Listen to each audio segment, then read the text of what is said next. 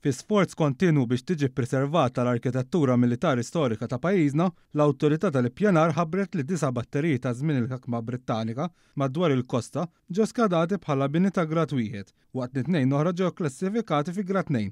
Dawn il-klassifikazzjonijiet għandhom lan li jissalvagwardjaw l-infrastruttura militari u difensiva waqt li rikonoxxu l-valur arkitettoniku u storiku ta' dawn il-batteriji li riflettu l-politika u l-klima militari fostna mill-1860 il-qoddim. Is-siti fi grad wieħed huma dawk delle Grazzja fix-Xajra, ta' San Pietru fil-Kalkara, ta' Wolseley u ta' San Pawl f'Marsaxlok, il-High Angle f'Ħalaraw, l-anti-aircraft ta' Missaħ Strejnu fiż-Żejtun, ta' San Giovanni fis-Swieqi, tal-Wardija f'San Pawl il-Baħar u taż-Żonqor f'Marsa Skala. Il-batterija ta' Cambridge u tal-ġnien ta' Taslima ġew klassifikati bħala fi grad 2.